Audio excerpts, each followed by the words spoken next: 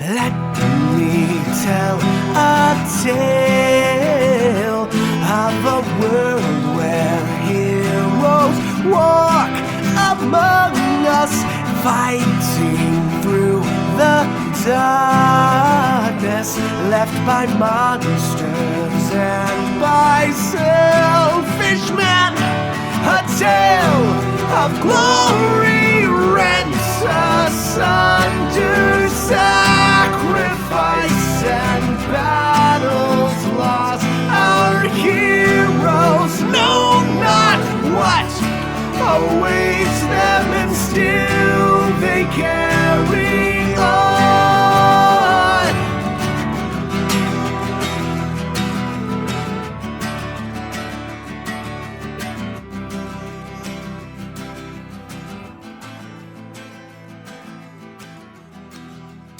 Okay, well, hello everybody. My name is Pixl, and we are Ages of Ainor, and I am here today with my good friends Beast and Jacob, who, as you know, are cast members from Waterdeep Dragon Heist, which just wrapped up a couple weeks ago. And we kind of wanted to take like a little bit of time to talk today about that campaign. We kind of want to do a little bit of like a retrospective and talk about like things that we really enjoyed about the campaign, and, you know, different things, stuff that maybe we wish could have been different, and arcs that we liked, and all kinds of different stuff. But we also wanted today kind of talk about, the three of us are all DMs for 5th edition D&D. I think we've all DM'd a little bit of 3.5 as well, for however many years a piece. And so I kind of wanted to approach this a little bit as we go on into it, talking about like what we specifically did to take the adventure that is Waterdeep Dragon Heist and turn it into like what happened on stream. And one of my hopes is that if you're a new DM and you are thinking about DMing this adventure, and you've like gone onto YouTube and looked up, you know, playlists of people streaming Waterdeep Dragon Heist, and you happen to come across ours, and you're like looking at what happened on the page and what happened on the stream, and you're thinking like, well, how do I get from what's in this book to what they did on that stream? I kind of want to like demystify that a little bit and show you, we may show you a little bit of like my actual DM notes. We may show you a little bit of like what the module itself says if you don't have a copy, or just kind of will show along, so that you can kind of get a sense of like what specific kind of like material actionable things did we do that like turned, you know, the stuff that was in that book into what happened on our stream, so that if you're a DM, you can try out some of those strategies. So, yeah, I think we're just going to like jump right into it. This is going to be just kind of a free-form discussion. I'm not really like moderating or anything. And we're just going to go until we kind of feel like we've hit a good stopping point and said what we need to say. But I think maybe what we'll do, just kind of like break the ice and kind of get the ideas flowing a little bit, is just throw out the question, what would you say was your favorite part of the campaign and why? You know what's funny? I think my favorite part of the campaign was actually after my character had died. And that's, I think, going to be really tough for a lot of people to connect with, probably because if they've had a character die, and if you're watching this and you've had a character die, I would love to know in the comments how you felt after. Because I feel like it really splits two ways, and it's not even. It's the people who are really, really upset that their character died, and the people who are excited. Maybe excited's the wrong word, but people who see their character's death as the possibility for them to devote more time to learning about a new character, or maybe an old character that you want to pick up again. And that I'm in the second camp. I think to be fair, we put in a ton of work, and I say we, Pixl, put in a ton of work with me and the rest of the crew who were on Dragon Deep, Dragon Deep Water Heist. Waterdeep Dragon Heist. We put in a ton of work week by week off screen. None of it was coaching how to say the name of the show. Absolutely none of it. All that time was Water Betty's Deep Heist. Water Heist Dragon Deep. All right, I'm just say your thing. Yeah, so I if you watch the series, which is on YouTube, and I think you can watch the VODs on Twitch. If you watch the series, I think my character Bill dies somewhere around episode 12, and I think I end up making appearances at least once, maybe twice in the last 3 episodes that are just cameo appearances, and I friggin' loved it. I loved being able to reprise the role of this character who was gone and who left a void, a very distinct void in the group that actually, as an audience member watching the rest of my table play on without me, I got to see how my character's death actually gave them a sense of motivation, a sense of collective devotion to this idea of like revenge or sort of honoring his memory, Bill's memory. That was really exciting for me because I did a ton of work to lay the groundwork as my character to relate to each and every one of the characters, and to see that pay off after weeks and weeks and weeks was actually the most rewarding thing for me, Beast, as a player. Nice.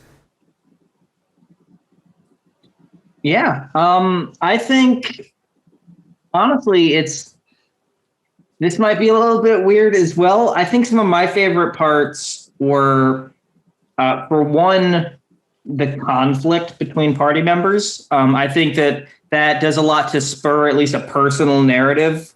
So like a lot of the times when there was like the tension between like the trio of, the crime boys and the rest of the party or like when before the reveal of Cass, when it was Oz is this just money wasting drunkard, and just that set everyone kind of at tension, but there was still that like, we are a party, we stick together.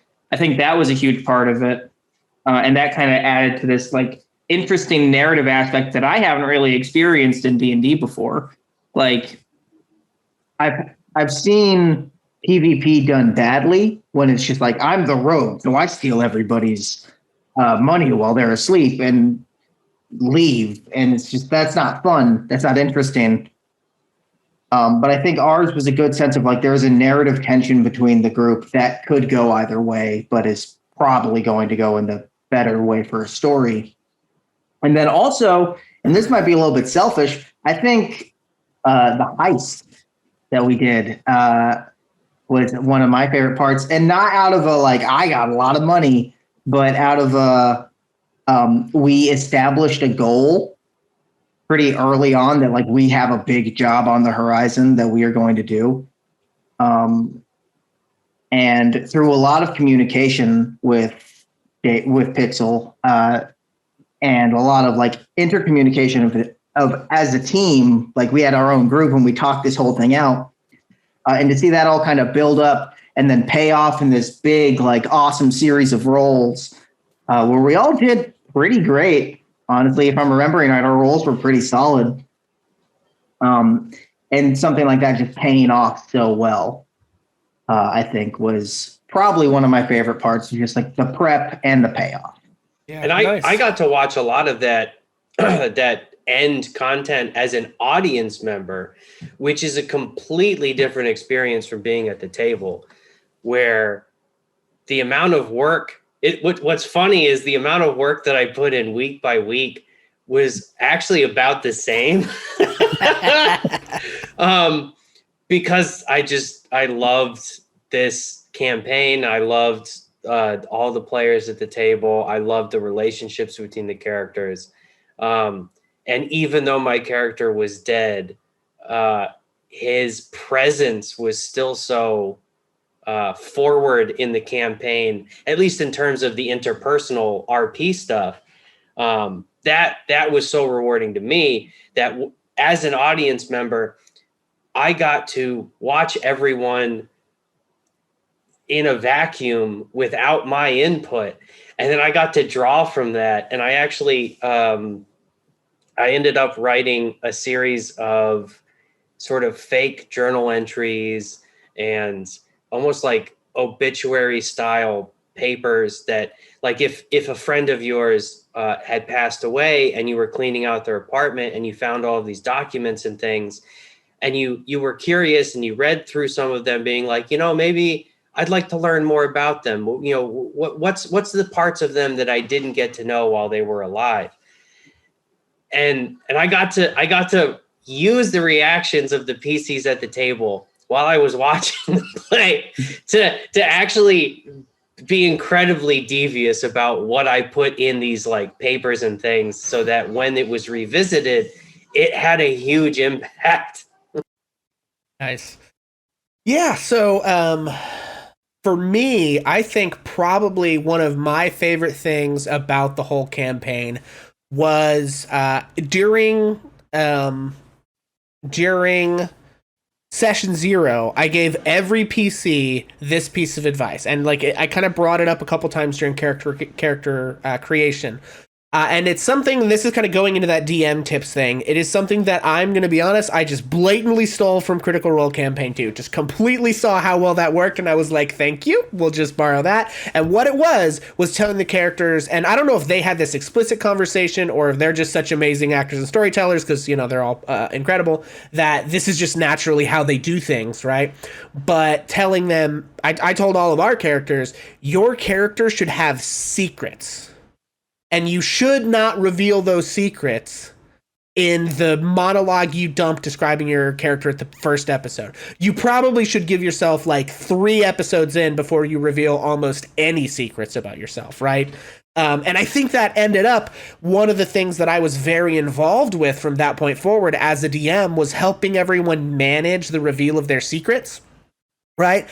Because people internalized all these things about their characters. I actually have a section of my notes that is just titled Big Secrets, right? And each character has a section in my notes, and then there's a section that's Big Secrets. And some of the information is like doubled up, right? But it literally, like, I'm helping manage these things. And so people put these things into their backstory that were their like secrets and their side hooks and things like that. And they would start to like cookie crumb out different like leads to that. And so we had this wonderful interaction for most of us where I'm like helping provide opportunities for them to drop those cookie crumbs, and a lot of them are picking up on that and improvising scenes where they're doing so, or they're just taking the reins and doing it, and then I'm picking up on what they drop and helping organize into this, these payoffs. And I think that's something that I've watched a few like lectures on like creative writing and stuff from Brandon Sanderson, who none of whose novels I have ever read. I'm just gonna be honest, right? But it came across my YouTube. The algorithm was like, "Hey, you might like this," and I was like, "Yeah, sure." And I watched a couple of lectures on that, and one of the lectures that he did was about plot. And what he talked about was like what you need are basically, his philosophy of it is 3 P's, right? Progress, promise, payoff, right? And so that's kind of what promise, progress, payoff. Promise, progress, payoff. So that's kind of what I was trying to foster, was like, you make these promises, and if you go back and watch the early episodes, you'll see there were some promises we couldn't deliver on for various reasons, and we'll probably talk about that at some point during this. But like, I really tried to be aware of what promises we were making to the audience with this show, and most of them had to do with what secrets these characters had. And then the progress was like the cookie crumbs that, leading people along that we dropped, the hints, the little glimpses of things that we got to see. And then the payoffs tended to be like the big reveals. And some of those were like my favorite stuff. That episode where we hit the 2 changelings in the same episode. And I got to say, like, just kind of revealing behind the screen there. I think Trish and I worked out her character first. And we just got to talking because, like, she's my mom. She's loves D&D, but she kind of like needs that support of like people to work with and off of. I believe she's fully capable of like coming up with these ideas on her own, but she likes to talk through and bounce off and get some guidance. And so we were talking through like character ideas and different things that she wanted to do, and we talked about what would it be like to like have a like child as a party member, like someone who's not like, most party members are like 15, 16, 17 and up, right? Like someone who at least in like a historical sense might be considered like kind of an adult-ish type, like a full person, right? Even if they're not fully matured. Like what would it mean if you had a party member who was like literally 8, 9, 10, 11, 12 years old, right? How would they interact with the party? And then we somehow also like came up with the idea of her playing a changeling. I don't exactly remember how it happened in the conversation, but and she just like fell in love with this idea, and we started talking about like what was the character's secret, and the character has amnesia and doesn't know their own situation, how they ended up the way that they are. And I don't know if we're ever going to see Mel again, so I'm not going to give up like full information. What I will say, Mel was not always a changeling, right? Mel was another type of species, and through the wild magic that happened when Mel became what Mel was, and this isn't giving away too much, Mel died and was resurrected. And that's why Mel has amnesia, and the magic went funky, and the wild magic is what turned new Mel into a changeling, right? And so without giving too much of like what I know about that backstory, that even some of which Trish doesn't know, we came like that was the whole idea of Mel. So Mel's this kid, has these, like has died, has been resurrected, has amnesia, and has become whatever they were, which was, human or elf or half whatever they were, became a changeling and got these power, and has been living for 5 or 6 months hiding as various different iterations of a creature, right? We came up with that whole idea, and we're super stoked about it. And then Jacob comes to me completely and utterly independent. I swear on my life, I did not coach this at all. Sure. I did not coach it at all. Jacob will tell you. Came out of nowhere. Like I was just like, you know what? I think I want to play a changeling this campaign. Yeah. I think I would like to play a changeling scam artist. Yeah, which I loved. Yeah, like someone I will take people's identities. Yeah. But not like in a nefarious way. And I'm doing you a favor. I'm scamming everyone else for you. I'm going to make everyone think I'm you. Right. Yeah, so you came up with this idea for Oz/Cass, and I had the biggest DM grin of my life when you guys both hit me with that. I was like, oh, this is perfect. So then I'm trying to coach both of them through this reveal without revealing the secret to the other one, and I basically made it. I think right at the end, one or the other of them. I didn't hear that, Jacob. Sorry, I forgot I was muted. I had no idea. Until the twist happened. Yeah, I was like, wait, what? Yeah, I think Trish apparently caught it at the start of the episode. Yeah, Trish caught on like right at the end. There was something I think at 1 or 2 episodes before. This is who Ozymandias Fuckshank is. Yeah, I think is what I said. Yeah, and Trish caught on at that point, which was literally like in the middle of the episode before the reveal. Yeah. But that was like some of the most fun I've ever had, is like trying to organize. And then when it came out that it seemed like during the downtime just made sense to do both of them, like that was extremely rewarding for me as a DM to just like, here's the thing. I am not great at like keeping secret. Like, I get excited. I want to tell people, right? And to just not tell either of them and sit on that like excitement for the entire campaign up to that point.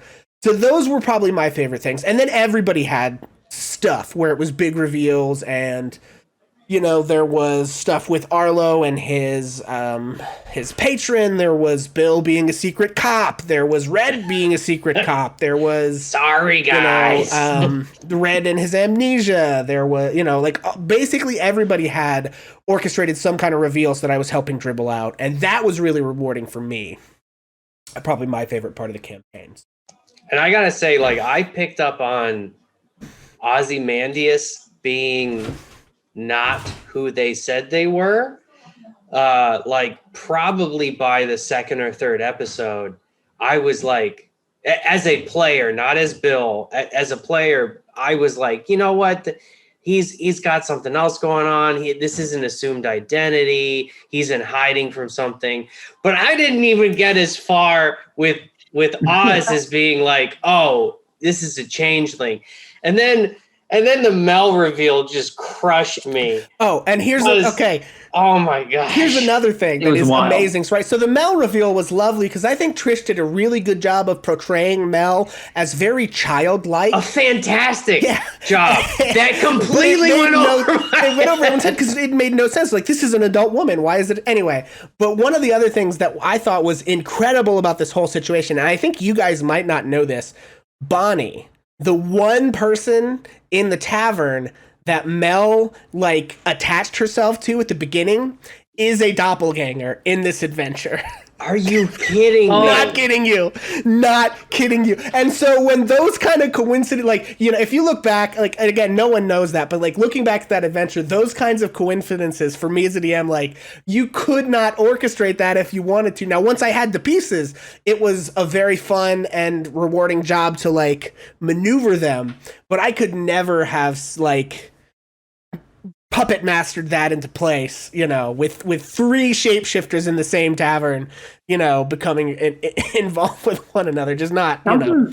Yeah, something that got me is, I don't know if anyone who watched Dragon Heist also watched Horde of the Dragon Queen, but mine and Trish's characters, Creasby and Bunkum, fell into a very much like big brother, little sister like archetype, where Creasby was like the older, kind of wiser mentor figure and like helped and wanted to protect. And I was like, all right, we're going to make new characters. I'm going to be such a fuck up that no one will like me. And there won't, like, the attachment will come from that. And then it happened again. Me and Trish ended up in the big brother, little sister. And that's another funny thing. I actually have another section of my notes that was, each character had their own section in my notes for various things about them. Secrets, just things they did in the campaign, hooks I need to pick back up on. One of the questions that at probably 3 or 4 or 5 episodes in, I specifically asked myself about each character, and I tried to provide something of a resolution. Not everyone got the resolution I had hoped, but what is a satisfying arc for whatever the character is? What's a satisfying arc for Mel? What's a satisfying arc for Oz? And I think I even talked to you guys a little bit, each of the characters, about like, what would you say are arcs that you feel like your character is working towards or trying to move into? And that was one of the ones for Mel, was it was either finding out more about Mel's backstory and stuff that Mel didn't realize from the amnesia, or like found family trope, right? You've this child that their whole world has been shattered. And so I knew very quickly that it was, you know, that the party adopts Mel and it becomes this family thing was a very likely possible outcome. And so when I had this like built, you know, and Mom, Trish, would complain throughout the whole campaign. She's like, this is so fun, I'm loving this, but like, man, I miss Mel I miss Bunkum and Creasby. And not that Mel and Cass are a replacement for Bunkum and Creasby, but I was sitting there like, yeah, I know, like, I'm so... What are the... And you knew! I knew the whole time that shit was coming down the pike. Son of a gun. So, yeah. And all of that, right, so to bring that in, right, all of that came from... one, how much effort and creativity everyone put into their characters in the first place, and just some lucky happenstance of things people decided. But then 2, that decision of, hey, make and keep secrets. Because if you all walked into the tavern and said, hello, my name is Mel, and I am a human, definitely a human woman, I'm certainly not a changeling, you know, and that's one of those things, if you've ever played at cons, or you've played games that like are just pickup games, or even just like very early campaigns for people, that's a tendency that you see. Like, describe to me your character, and they'll just give you this whole backstory, lore dump and stuff like that. Right. If you're just playing in a game that like you're never going to see this character again, you may never play with these people again, that's basically the only time you have to do that. And if you're inclined to do it, that's when you do it, right? But one of the things that was so rewarding, and I would encourage anybody who is a DM or even a player listening to this, is if you're going to be in any kind of more extended campaign, resist that urge. Just resist that urge and think about, what secrets can I give my what secrets can I give my character, and then plan how you're going to reveal those secrets. Work with your DM, work with your other players. Maybe you guys have secrets together and stuff like that. because it can be really amazing and rewarding and can really like kickstart those role play sessions into like this next level thing sometimes when you kind of work with those parameters. I think that what really kickstarted my ability to role play, because I got to be honest, until I started playing D&D again in 5th edition, 100% of my prior D&D experience in 3.5 was, and even as far back as AD&D, 100% of what I did was, I am my character, I am a knight. It's me Pure being a self-insert, knight. yeah. And I'm in a fantasy world and I'm doing what I want to do. Not what a character wants to do, but what I want to do. And I had to do a lot of work to get into the headspace of understanding what another individual's motivations would be. And I remember just to pick up on the Big Brother and Mel dynamic, Jacob's character and my character in Waterdeep, Jacob's character Oz and my character Bill, both had like this pseudo Big Brother relationship, this very like protective style of relationship with Trish's character Mel. And I think, Jacob, you and I must have spoken an hour every week minimum. Those calls turned into like 3.5 hours. Like I would tell my girlfriend, be like, I'm going to call James for a little bit. It'll be like 20 minutes. We just have to talk about one thing. And then 3.5 hours later, I'd be like, all right, I'm like, good talking to you, man. Yeah, but like every week or every 2 weeks. Right. It was like we were putting in as much time offline as we were in session every week. Yeah.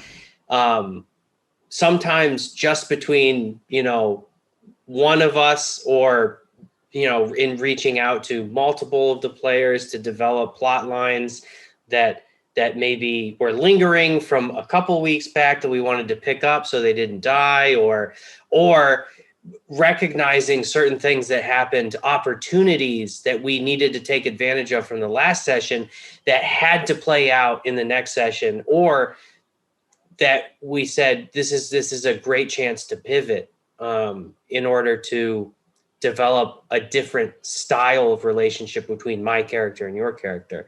And the Big Brother Mel relationship was a really tough one for me, because it was Bill wanted to relate to Mel. My character wanted to relate to Trish's character in a protective way, but that was because he thought she was an older woman. And it was almost more of an adopted mom kind of scenario. Whereas with Jacob's character Cass and Trish's character Mel, it was that they shared this origin, this racial background, this great unknown, this existential question of who am I really, that the two of them could relate to on a level that no one else could. So Jacob and I actually talked a lot about sort of how much of that relationship each of our characters would sort of assume, and to what perspective and what angle, just so that it was like correct, just so that it landed right, that neither of us was taking like all of it away from the other. And there's a lot of negotiation that goes into that. I'd love to know a little bit more, Jacob, about how you felt about that. Yeah, I think it went really well, because when we talked it over, we kind of had two different stances on it. I think like in what we each knew we were going to provide, right? Because Bill still ended up being like the protector and like, I'm going to make sure Mel is safe. And I like to think that Cass kind of fell into a mentor role almost. And like, I'm going to kind of educate you in what I've learned in my lifetime as a changeling. We didn't really get to see a lot of that, unfortunately. But there was kind of that role until I want to say that alleyway fight, Cass's first kill, where he was kind That of was like, huge. Oh "Fuck, my I have to gosh. actually get into the thick of it. into the thick of it." We're pushing through the bush. And Cass kind of realized, I gotta fucking save Mel. Yeah. And that was kind of the turning point, I think, for that. And that kind of worked out because, like the very next episode, Bill's unfortunate happenstance. Very fortunate and planned, in my opinion. Definitely not planned. Don't tell anybody. Yeah. I think it went really well. I think the way that we planned it out worked out pretty great, honestly. I want to kind of jump into the next question that we have on here, which is, what was your favorite RP vignette? I know what mine was, but I'm interested to know like what you guys like. If there's one like moment or one thing that happened that you could latch on to. I know we're all gonna have like 15 of them, because as I've latched onto my one favorite one, there's like 3 docking in a queue in the back of my head of like, oh, remember this, oh, remember that. But what would you say like your favorite kind of RP vignette or moment was? And if you need time to think about it, I can drop mine if you. Yeah, want. you go ahead. Okay. I have to think about mine. 100% mine was Bill's death. Just running that whole thing. Walking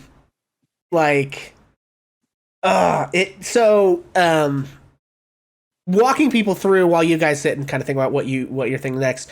What ended up happening was that Beast and Jacob IRL had some like changes coming in their work schedules, basically. And the decision got made at one, like we had a kind of cast meeting about it, and we were like, okay, what do we want to do? Do we want to throw all of our effort into quickly wrapping up the campaign as quickly as possible? Do we want to wrap up? Because we were just heading into kind of Bill's arc. He was the first one who was going to have to leave the show. And everybody voted that they wanted to really throw the time into wrapping up what Bill had going on.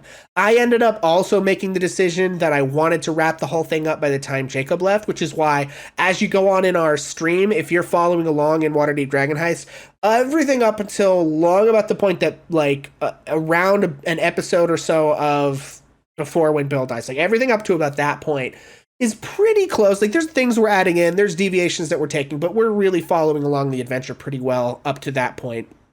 And then we just like basically go off book, and I'm taking the pieces and the ideas of what's happening in here and really doing something completely different with them. Because we have this time constraint, right? Chapter 4 of Waterdeep Dragon Heist is this big series of kind of like chase scenes and encounters and investigations and things that everyone would go on that I literally truncated into that one scene at the grave with the cultists, right?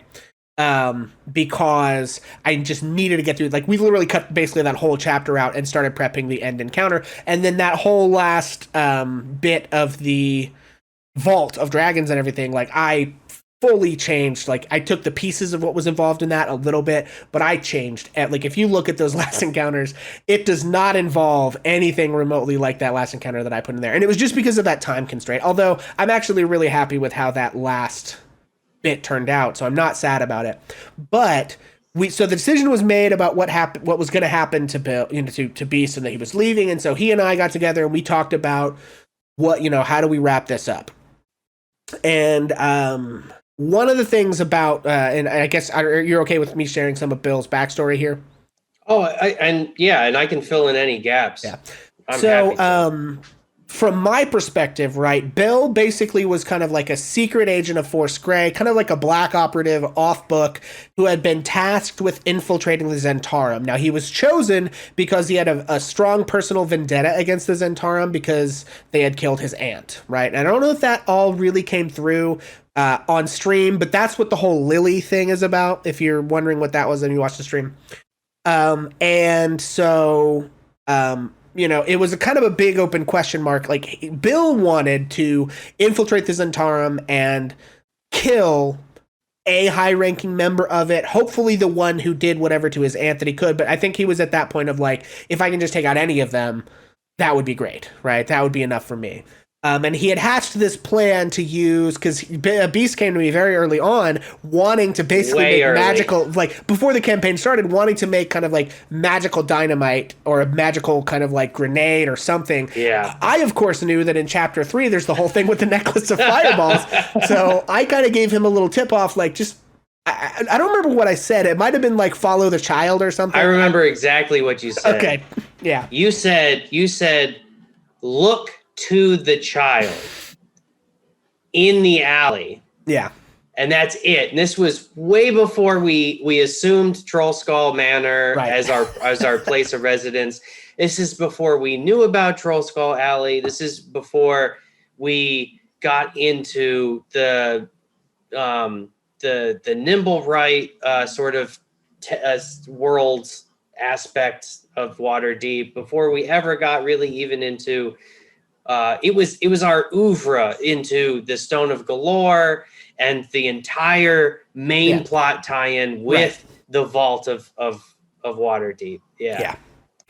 And so, you know, so I knew, okay, he's going to have this opportunity, but his whole time was kind of planning, if he got an opportunity, to do what he ended up doing. And so then we just, you know, I was like, all right, so we just basically have to manufacture a way to do this, right?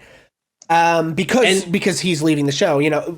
To give you a perspective from like what I was thinking, my original plan going into this, I had given, there's 4 possible villains in Waterdeep Dragon Heist. If you looked at that module, they have each season of the year you could run the module in, and there's 4 separate villains with different motivations, and it's basically the same adventure long about till chapter 4, and then things mix up a lot. My plan was, like, I had given ties to literally every single possible villain of the adventure, 2 different characters in their secrets that I, like, carefully snuck, you know, either guided them when they were like, ooh, what do we do this or that? Or just, like, took the things they gave me and was like, ooh, that'll fit nicely over here, or that'll fit nicely over there, right? So every single person has ties to some villain, one way or another, right? Whether that's the Zentarum and Manchun, whether that was the Castellanters and their whole devil cult, whether that is Xanathar and his criminal guild, or whether that is Jarlaxle, who didn't actually really play much at all, but Bragendirth, right? And so Bill's ties were to the Zentarum, right? So we knew he was like headed off, and I ended up kind of trying to orchestrate this moment of resolving that, and also ended up trying to resolve kind of Haley's character's Beatrice's backstory stuff at the same time. Beppis Honeymaker. The missing Beppis. Yeah, the missing. A man is missing. A man is missing. But yeah, so to get into it, that RP vignette, now that we've done this long setup, that RP vignette of doing Bill's funeral. Oh man. It was one of the first like real character deaths I've ever done that has stuck. It might actually be the first character death I've done that has stuck.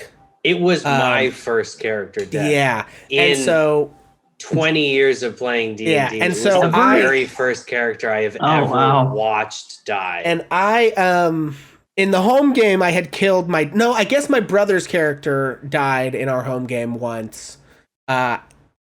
Because my dad's character died. That's a whole other story. But anyway, going through that death scene and like the whole bit with the dude and the chair and like, you know, I actually kind of had thought of that as like a good way to do a death scene for any campaign that I was running, and kind of decided to deploy it for this. And I just really, really am proud of how that turned out, despite me like barely being able to get through it. But like, I just feel like kind of, I don't know, it's almost like a little bit of like real world philosophy for me got tied up in that. You know, I have a friend that we went to high school with that I don't know if it was you that went with me, but she did this, like, I think she was an art major, and her like animation kind of, and one of her like senior projects was this like sort of animated series of things kind of that like represented I think it was like the stories of some dispossessed people from somewhere. I don't exactly remember much about like the thing. So if you see this and you know who you are, please forgive me for butchering this. But one of the things that I remember from that presentation is that the presenter said, telling someone's story is a sacred trust. And that always really stuck with me. And like, that's kind of the energy that I brought to that death moment, was like Death and Bill are sitting there and it's this like heavy kind of sacred moment of like, we're going to evaluate the life of Bill together. But I also, as maybe as dissatisfying as it might be for some people, I also really, really love the bit where it's like, one way or another, you know, what I'm basically saying is like, whatever the afterlife is, if there's a heaven or a hell or whatever there is, and we know in D&D there's lots of both kinds of things, that like that's a secret special thing that Bill gets that we don't get. We don't know, right? And I don't want Beast to if Beast knows, I don't want him to tell me or anybody else, right? If he would be so kind.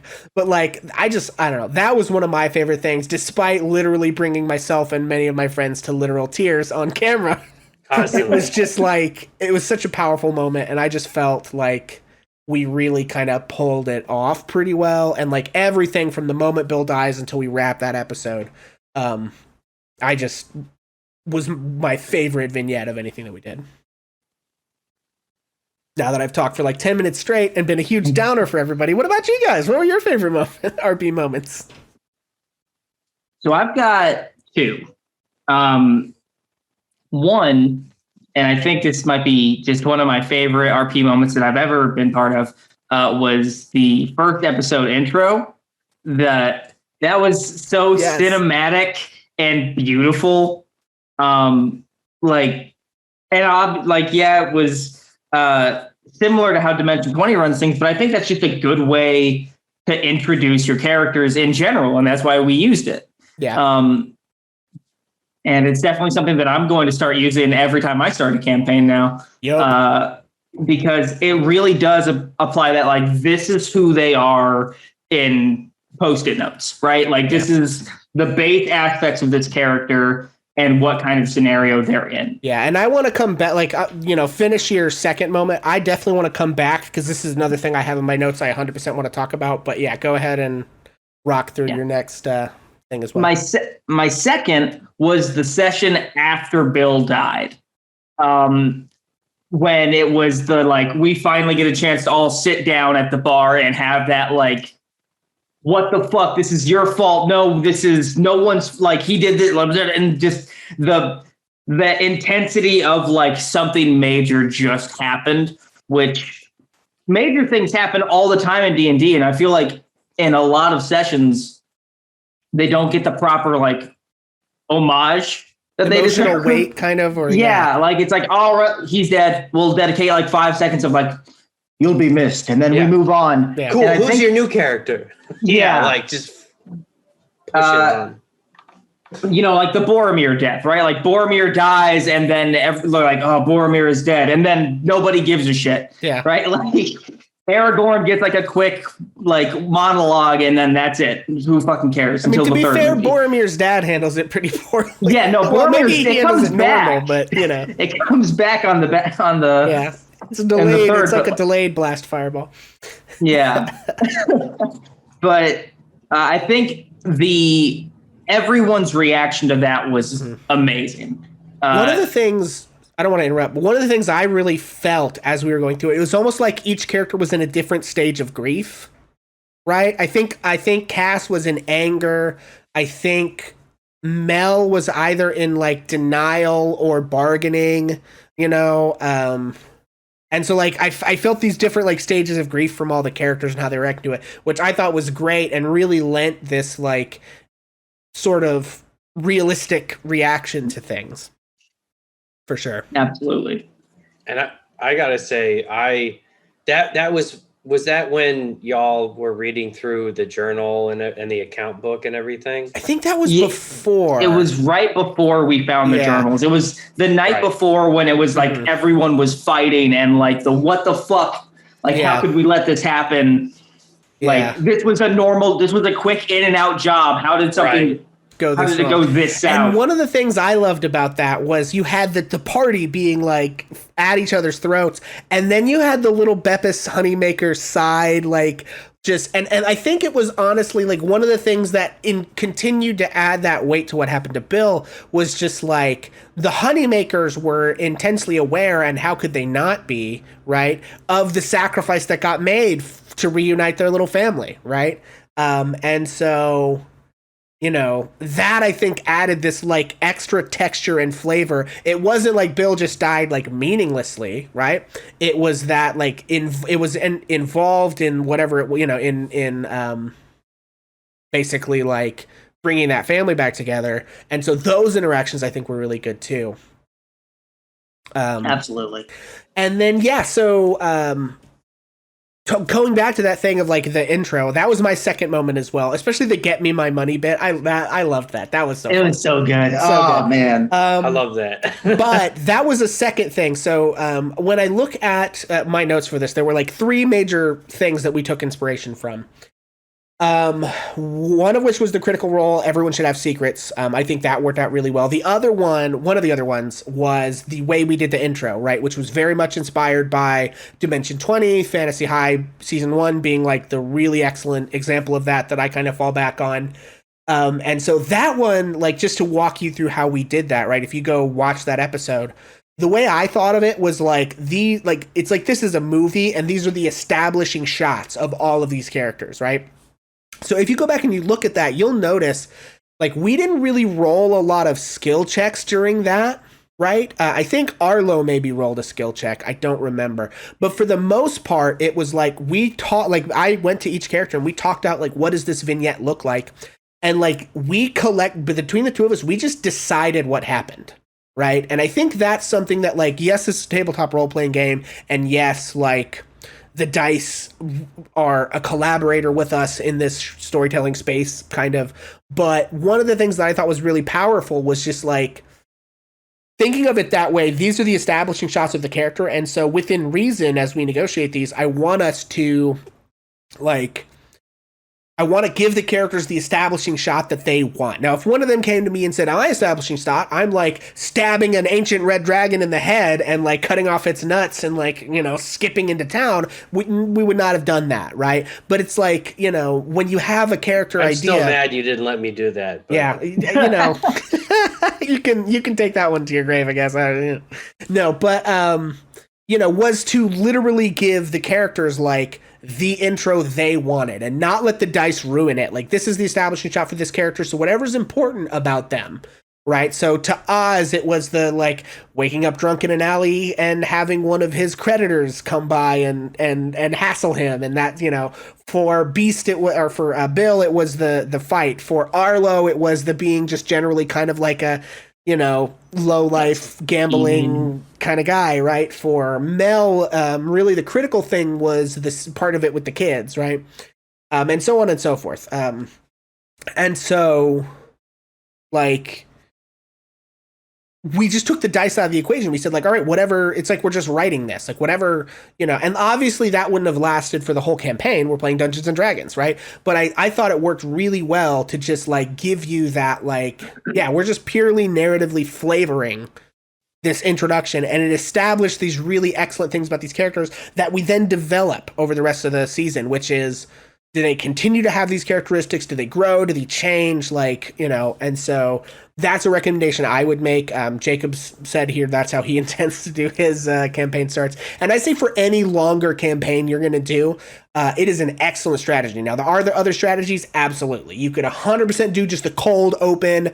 You could do the everyone opens in a prison. There's so many campaign starts, but I really do think this is an excellent one, especially if you're going for like a narrative driven, character driven kind of thing where like establishing important facts about these characters and giving them sort of the spotlight and the space to do that in the first session can go a really long way towards getting them into those characters and establishing them in their brains and getting everyone else to know like what's important about this character at that surface level, like our first impression. And I guess that's really what it is. It's setting that first impression of this character and working with your PC to like negotiate that scene and figure out, you know, how do we present this? What are the things that are going to be important?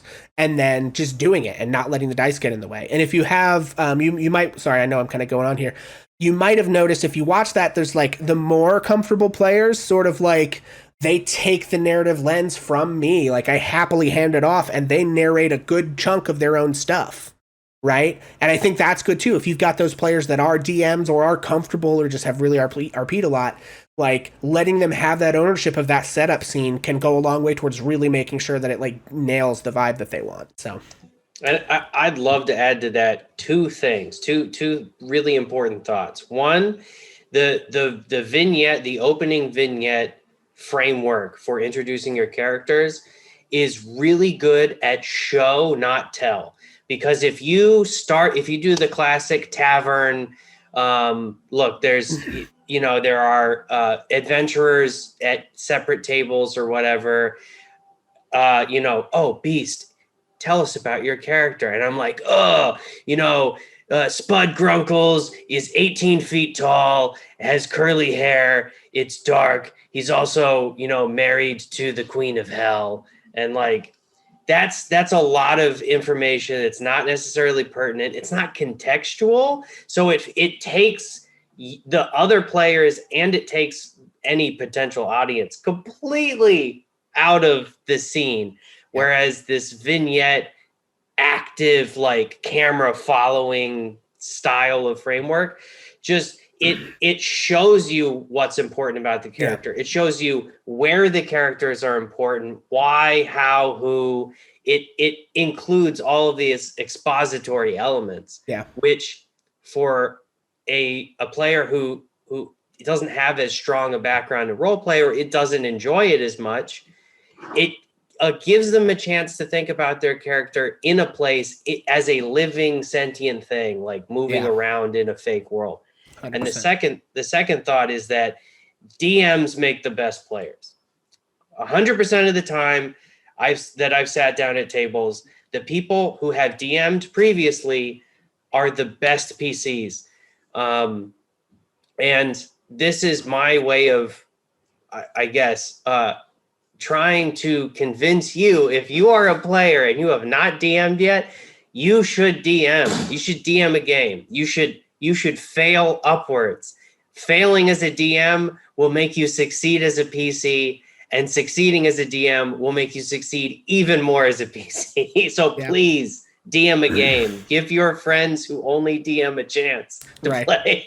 Yeah, and fundamentally, that's one of the things that we try to sort of like encourage here at Ages of Ainor. Obviously, if you just absolutely don't think you have it in you, you know, that's fine. But like, if you have any thought that you might be able to do this, it's extremely rewarding, and it's kind of an act of service to your friends in a way. It's like, I want to like take on this work so that you can have a fun time, and I'm gonna have a fun time, right, too. But like, you know, it is kind of like doing something nice for the people you care about.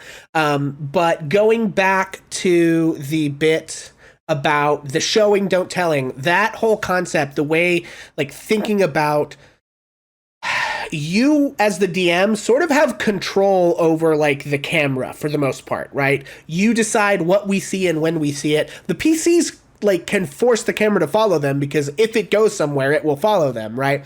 But like, that's a thing that I think we forget we have control over as DMs. And one of the time, like when I really started to get in that mindset a little bit, not all the time that I run, I think about it in terms of like cameras and framings and shots and directing and like visual storytelling. But there was a game I played at GaryCon a couple of years ago that we went to where the DM used that kind of language and was talking about the framing of the shots and was talking about like the first thing we see is, you know, the horse's hooves beating in the mist and like that, and that kind of like really visual, like almost like I'm writing a screenplay of it kind of thing. And that was one of the most amazing sessions of D&D I had ever played up to that point. We had an absolute blast. And it was that kind of very RP heavy kind of thing. And I don't think it was intended to be, but it ended up that way because that's what the players did. And I that was another thing I really took from that DM and was like, oh, this is a really useful way to encourage that show don't tell behavior, right? And we sit in D&D in this kind of funny space between like it's takes elements of like what's in video games, that video games got them from D&D in the first place, and it takes elements of, you know, fantasy novels and movies and all these different, you know, kind of mediums. And I think we get, maybe if we don't understand sometimes like those ways that we can pull from those things and those techniques, like we get into this kind of one-sided way of thinking about being a DM as a storyteller, right? And I think like one of the other encouragements I would make, if you're looking at being a DM, like think critically about the media that you consume and how it achieves the effects that it achieves and how they use the mediums that they have to tell the story, and think about what you can steal, you know, both in terms of just like actual stuff that happens and hooks and things like that, characters and things like that, but also in terms of like, I don't know, meta and strategic stuff about like, you know, how can I use the language of visual storytelling, for instance, in order to improve my D&D game? For sure. I would almost like to challenge the idea, because I know that it tends to be kind of a foundational way of thinking about DMs as like the DM as the storyteller of the group. The PCs tell the story. The DM sets the scene, so to speak. Like at least in terms of my philosophy as a DM, because obviously there is no one correct way to run a game of Dungeons and Dragons. So completely remove that idea from your mind. There are good ways, and there are better ways, and there are worse ways, and a lot of that actually depends on you as an individual, if you're the DM, and your players, and what kinds of stories they want to tell. There's a lot of preparation and negotiation that goes into that. And what I've found as a general rule is the strong players will narrate themselves. The weaker, newer players who are still figuring things out or coming into their own as a player, as a character, they may need you to give them more information or more setting, more exposition, more details, more flair. You are the painter that adds color to their story. Sometimes you have to also give them the lines to fill in. Yeah, and I think. Yeah.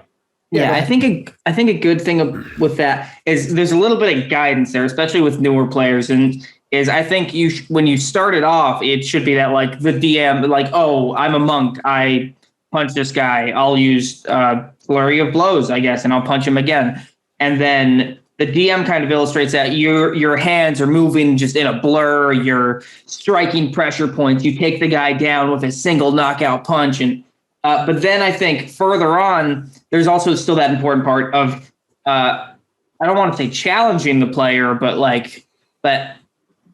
you punch him, you use flurry of blows, and it's like, all right, what does that look like? Like you cast fireball. What does it look like when you cast fireball? Yeah. They kind of encourage them to start to like narrate their own, like push them into that vein that you're talking about, for sure. Yeah. Yeah, and so when I use the term like storyteller, I actually like fundamentally think about it as communal storytelling, right? Because like if I think of Waterdeep Dragon Heist, no single one of us was telling that story. I had basically all the secrets, right? So I had an integral role in plotting, right? And helping direct and organize to some extent, like character development and setting up opportunities for things to happen, right? Like producing almost, I guess you could say, right? But like we were all negotiating that together in real time and in real time on screen and, you know, off screen through text and calls and things like that. And that's, I think, fundamentally how I like to think of D&D, but I do basically agree that like a lot of times as DM, you have to kind of lead by example. Right. You have a lot to do. Again, if you have amazing experienced players, you're probably not watching my video taking advice from it anyway. We may give you some nuggets here and thanks for taking them. But like, you know, but if you are newer to this, like you can have a big impact on like tone setting and like it's like that thing. Humans, we mirror a lot. Right. And maybe that's just some of us as neurodivergent people mirror more than others. And a lot of those people end up playing D&D. So this is an effective strategy anyway. But it's like, when the first person goes out on that limb or sets that kind of like boundary or whatever, and then if everyone else kind of agrees as that like social norm in that moment, right? Oh, this is okay, we can do this. Then it gives everyone else permission to go at least that far, right? And so I think that's one of those things that you as a DM recognize that you have a lot of power in that, like being the first person willing to step out and set those tones, set those themes. But it's also an explicit conversation that you should have during session zeros when you have those, right? Again, sometimes at like pickup games and like one shots and things like that, it's harder to do in a full, session zero type thing. But like any ongoing campaign, you know, I'm a big advocate for a session zero. And setting those tones and expectations are very important, but also sometimes, especially for newer players, it's hard to translate that into what happens at the table, and you as a DM can have a big role in helping establish those boundaries. So I think that's super dope. Yeah, I want to keep talking about this, but I will say we skipped James' favorite vignettes. Yeah, we did. So we should, buddy. Thank you. Sure. Get back to it. So you we ain't can, getting off we that can, easy. No, that's fine. We can fix this in post. You can put this like back. I'm not gonna edit any of this. That's fine. Leave it to me. We're raw dogging it, Waterdeep Dragon style. It's how I do it every day. So,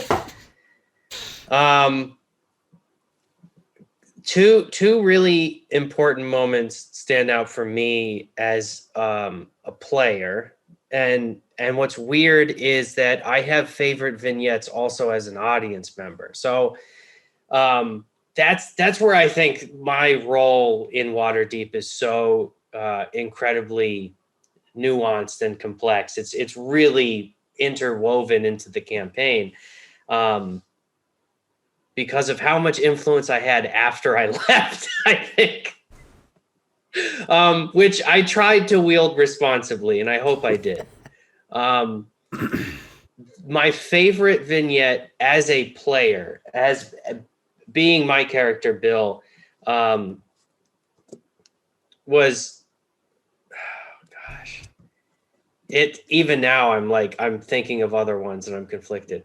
But I think the biggest one that really stands out to me is when Bill was listening to the confessions of both Jacob's character Cass and Trish's character Mel about how they were changelings, and then Beatrice confronted the group. That's Haley's character, Beatrice, confronts the group about, that's it. We went through hell together. This is it. No more secrets. We're gonna spill it all. We're finally gonna get it out on the table. We're not hiding anything from anyone anymore. It's be a team or die. Like that is it. 100%. That really pulled Bill into the mix, and I'm developing as a role player more and more, and DMing helps with that a lot because you just get more chances to play different characters on the fly. And I could feel like Bill as a character pulling me into this situation to finally like fess up. And so Bill confesses, he drops his crazy voice. He goes from talking like this to sort of talking, I'm from Waterdeep and we're all from Waterdeep and this is what Waterdeep people talk like. And the complete change in tonality and rhythm and everything was really fun for me to do. And to finally sort of fess up like, yeah, I'm sort of in Forest Grey, but like I'm not really in Forest Grey. And just making already muddy waters even darker and more opaque. The betrayal that Cass felt. Yeah. And then the second one as a player was actually, and I knew the whole time. Was actually the very first time that Bill revealed anything about himself, period, to anyone, was when Bill was with Redbeard's character, Redbeard the Grey. And I had, from the very beginning, from before even session zero, I had tried to set up a bit of a Catch Me If You Can scenario with Redbeard's character, Redbeard the Grey, who was this sort of, he was a Force Grey. He was sort of a foot soldier for Force Grey, private investigator. And I thought it would be so cool for him to essentially sniff out the fact that Bill had this secret Force Grey allegiance. And so when we were setting that up, we weren't sure when it was going to happen or how. I prepped him from the very beginning, like, this might come up. It definitely will. I don't know when. We'll feel it out together. And we finally did, and we got to it. And it was the very first time that Bill dropped his voice. And I hadn't really figured it out. So I went from talking like crazy Bill to just like straight up my normal voice. I was like, look, all right, you need to get it together. You can't, I'm watching you, you're watching me. All right. You can't let anyone in on this. And then I did like a quick like scan of all the Zoom tiles of everyone's faces, and everyone was just like, except for me, who was probably giggling like a madman. And that's one of the things I don't know that I did a great job in this, is like when the really important moments come up, you can see me just like making ridiculous faces and just like trying to keep it in. But I remember like literally turning Jacob, bright red, just like, this is great, you know. The thing that felt worst about it, ironically, was how betrayed Jacob as a person felt on behalf of his character. I saw Jacob do this. And I could see him, I could see the cogs whirring in his brain as he's trying to figure out, when Cass learns about this, what the hell am I gonna do? Yeah. It's like, we're partners and there's a fucking undercover. We got The Departed. Yeah. Those are my two favorite vignettes as a character. And it was 100% because of the prompt that you gave us prior to session 0. Have secrets, keep them to yourself, wait for them to build to this boiling point to where it's impossible to do anything but reveal them. Like, you have to wait until literally you can't do anything but reveal your secret. And that's where the payoff comes from. Yeah. And that's where the drama is going to come from. Yeah, exactly. And I think that's a good opportunity to transition into, we're about an hour in. I think it's a good opportunity to transition into more of that conversation now of like, okay, so we've talked about like what we really liked about this campaign, favorite like moments that we had. We've tossed out some DM advice and stuff like that. I think like start to get into the like nitty gritty of exactly how we did what we did, right? So I'm going to kind of start.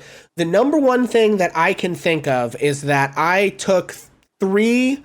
There's obviously more. I've taken a lot of strategies from a lot of places. I've watched a lot of like Matt Colville running the game. I've watched a lot of like various different like DM tips and stuff on YouTube from, you know, anybody that's out there. I've probably seen at least a couple of their videos, right?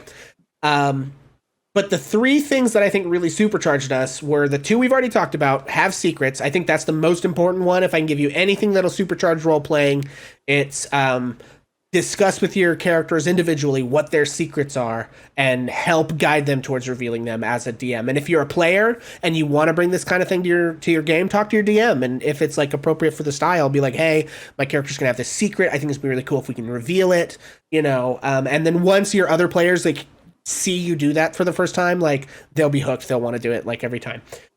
2 was do that vignette intro, kind of taking the Fantasy High or the Dimension 20 kind of approach to that. Good.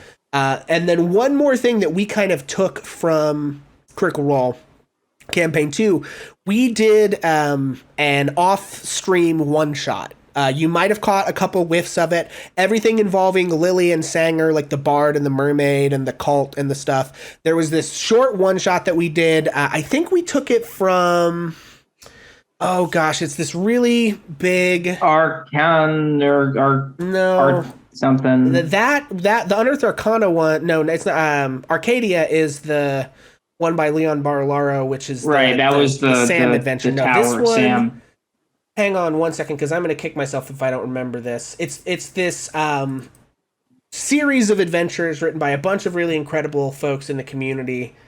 who basically put like a bunch of adventures together that are like based on mythology. And it's got a single. Oh man, I'm gonna kick myself if I can't remember this. No, it's okay. Wait, hang on 1 second. As you look that up, actually, Uncaged. That's it. Uncaged #1. There we go. Uncaged Volume 1, and we played through the very first adventure with the mermaid and the cult. That's kind of based on the Little Mermaid loosely.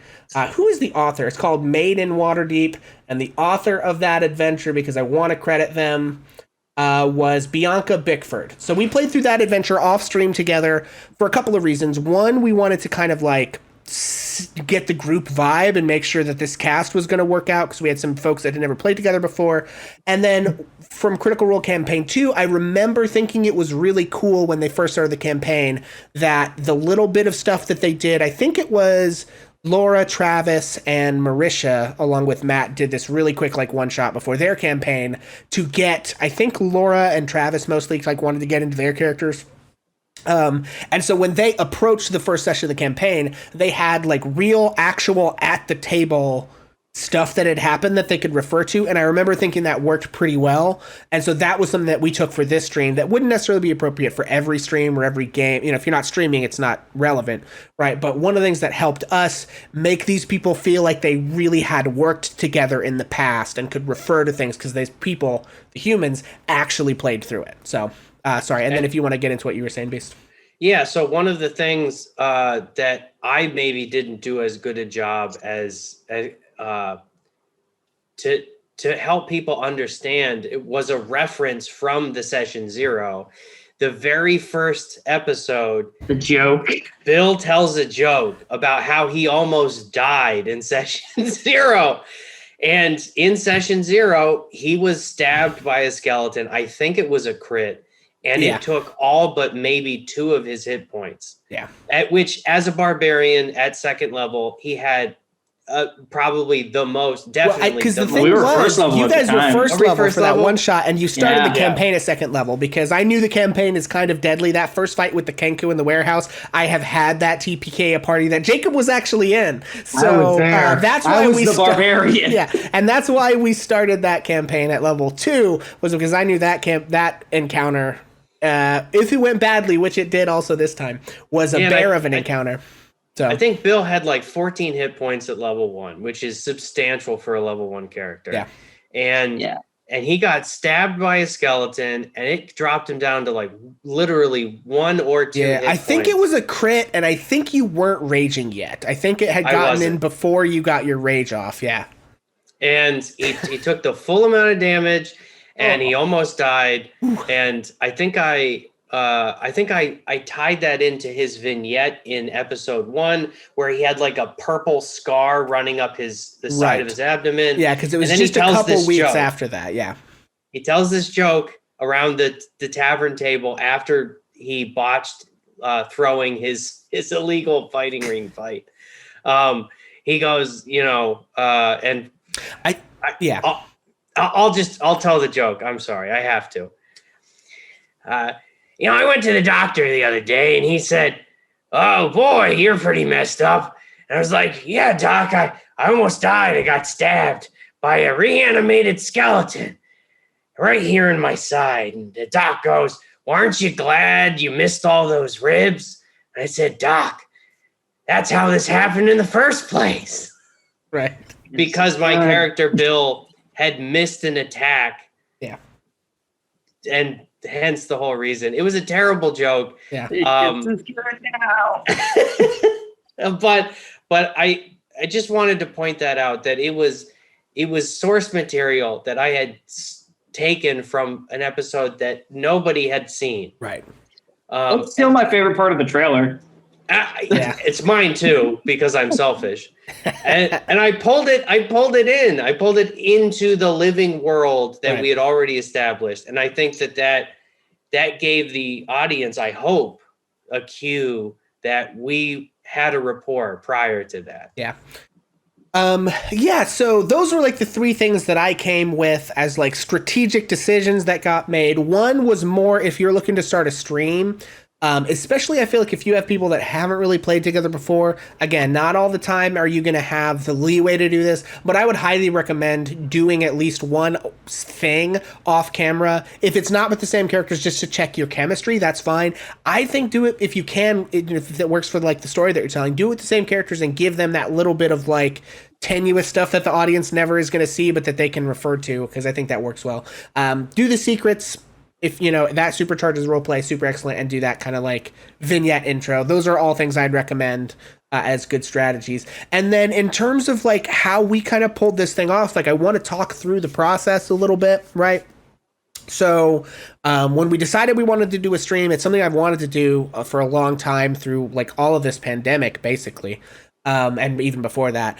But the Zoom and doing it that way, and once I had gotten a little bit of experience with streaming just on my own with games on like Facebook and stuff, I was like, okay, it's time, and so I approached everybody. So we had session 0, and we talked through like what are our off limits boundaries and things like that. There's a lot of different strategies out there that people use for how to like do safety mechanics in games. I'm not going to rehash any of those. I would just recommend that you pick a system that works for you and your folks and stick with it. And then we kind of went to like full on like X card type things that we really want to steer clear of completely. And then we went to like guidelines, things like that. A lot of tone setting, a lot of tone stuff. And then I kind of don't exactly remember. Did you guys come to session 0 with character ideas that you already were kind of formulating, or did we start the formulation of character ideas after session 0? Do you guys remember how you did that? I think you asked us to start thinking of characters before session 0. Okay. When you were like, hey, I want to run a D&D campaign. It's going to be Waterdeep Dragon Heist. If you guys don't mind, start thinking up some characters. I think we all had level 1 characters like set, even if we didn't have their backstories. We had like a class, like an idea. Yeah. Okay. Yeah. And so, but then from there, right, like we spent a lot of time before that first session 0, and even between the session 0 and between real session 1, that was on stream, going through and just like literally talking, right? So as DM, I would like reach out to all the players, kind of individually, sometimes in groups and things like that, to talk about like, all right, like let's figure out, tell me about your backstory, like what things are, what are your character secrets? That was definitely because I told everyone to have secrets. I was like, I need to know what those are, right?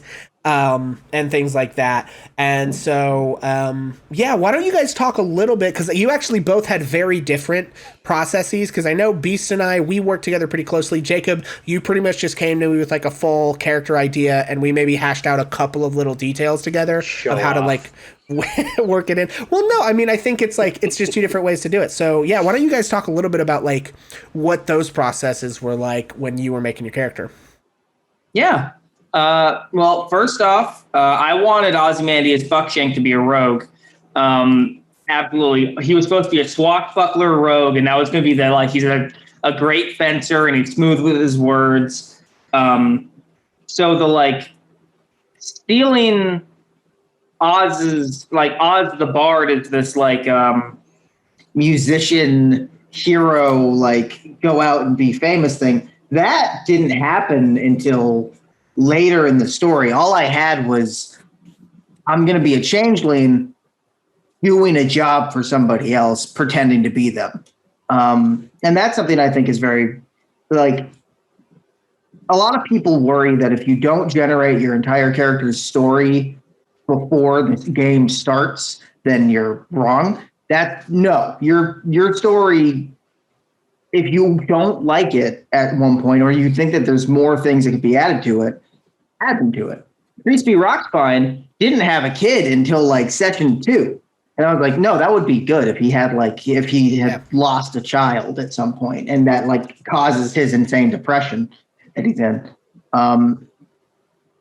So I think I started the game being like, I want to be just a mess. That was my idea, was I want to be sloppy. I want to be a character out of Shameless. That was kind of my thought process. Nice. Just damage. And things kind of went from there into, all right, well, I want him to be like talented at like talking his way out. I want him to be like not afraid of a fight, but not really wanting to. And I kind of had this idea formulated prior because I feel like any D&D player has a backlist of character ideas. They've got like 30 fucking character ideas in their back. And I think I think Peepaw, the Turtle Cleric, wouldn't have really made a good addition for this one. Maybe one day. But yeah, I had the idea of a sloppy idiot. And I kind of let everything else develop as the game went on. All I knew was changeling on a job. Gotcha. And everything else was kind of casual. Yeah, so I don't want to jump in ahead of you, Beast, but I'll point out a couple things there strategically. Leaving blank space can be really good.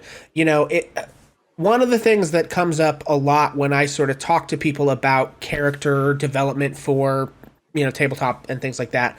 One part of it is, and this just takes a little bit of time to learn, but it's like, how much backstory should you have, like at level 1 or level 2 or level 5 or 10 or 17 or whatever, right?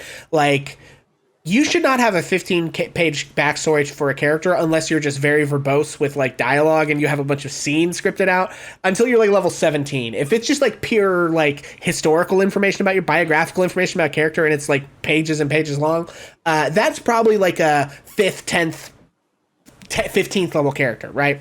A first level character has had like one thing happen to them, basically, right? Like they have one inciting incident that set them on the path of being an adventurer, probably, and like that's really it, right? And I'm as guilty of it as anybody. A lot of us on our first characters go absolutely hog wild, right? I have this character, all of us. I have this character who's a gnome rogue, Orin Thorngage, who is a spy, and there's this whole thing about like, you know, his he was sent to the fancy school for fancy lads, but he wasn't a rich fancy lad, and so he got bullied, and he was taken under his wing by the spy master, and then the spy master was part of a coup, you know, and there's this, it's like that guy's like a 5th level character, right? Like, and I have him at level 1. There's too much. It's too much, right?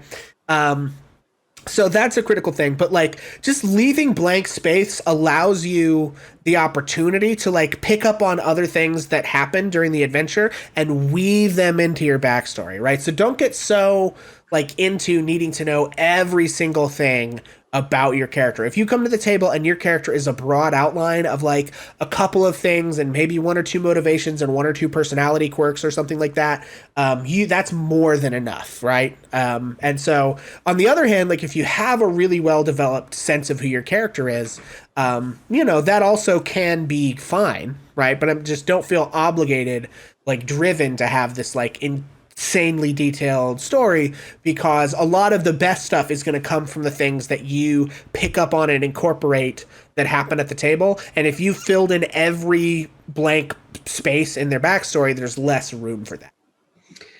I would say, from my perspective, this is entirely my personal opinion. Backgrounds in 5e are garbage.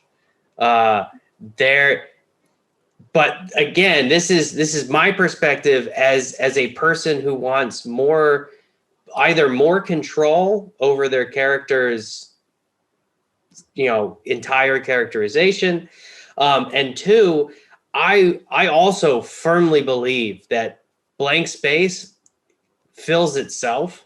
Your character will tell you who they are if you play them long enough, and you keep bringing them back to a table.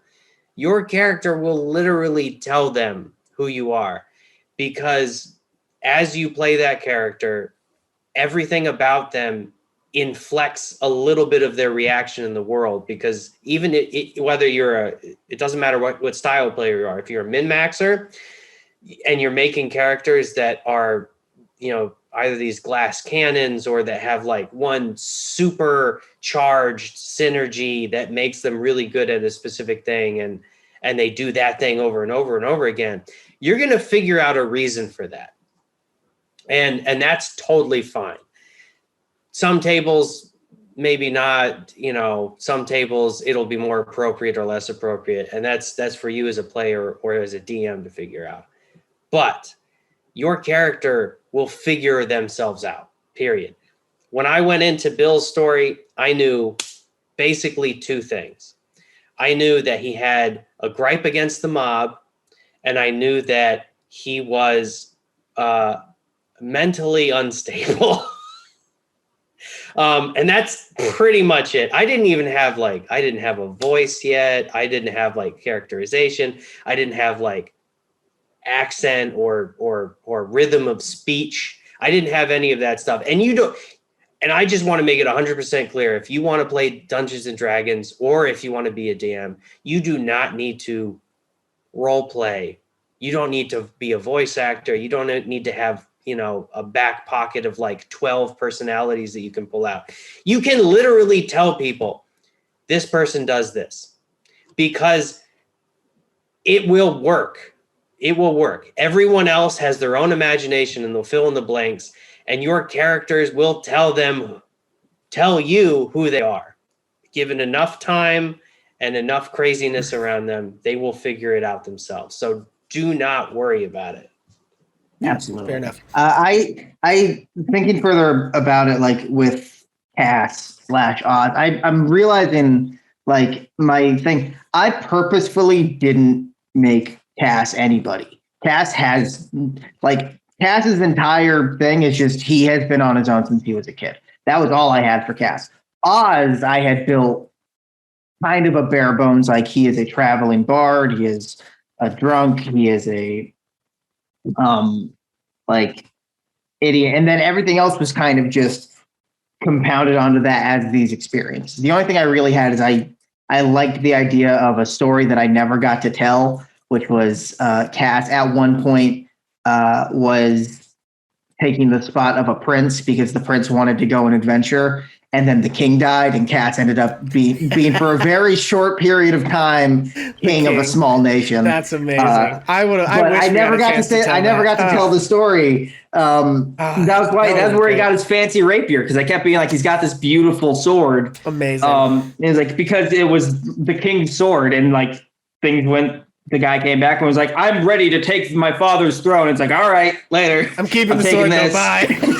Nice. I want to pick up on that, because when I first started playing Dungeons and Dragons, I was playing advanced Dungeons and Dragons. I think I was 9 or 10. So I did not have a concept. I didn't even have a fully formed brain. So I didn't know what I was doing. I just thought it was cool. And it was my friend and another friend and his dad being the DM and just running it.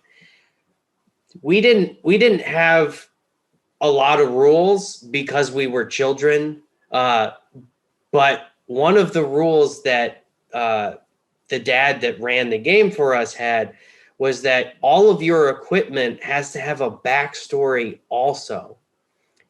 And I think this is one of those old school D&D kind of quirks that maybe a lot of newer players, especially players in the last 10 years, maybe haven't really experienced, is that way back when you started a character, you got gold and that's it. You didn't get equipment. You didn't have starting stuff. You didn't get leather armor and a rapier, and you didn't get to choose between a light crossbow and a short bow.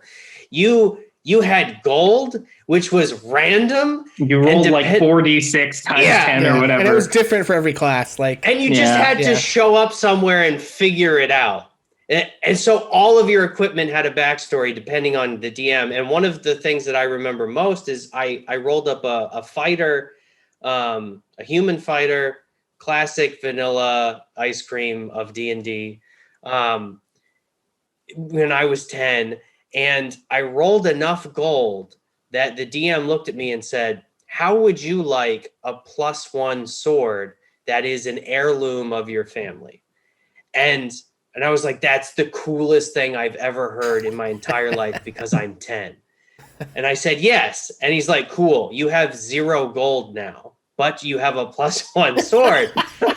And I just said, Who needs money? I'm 10. I I don't know have what the money's sword. I got have a killing +1 stick. sword. The money will figure itself out. I got a kill stick. And Let's it's do from this. my family. Yeah. And that was the very first instance of role playing in my entire life, I think.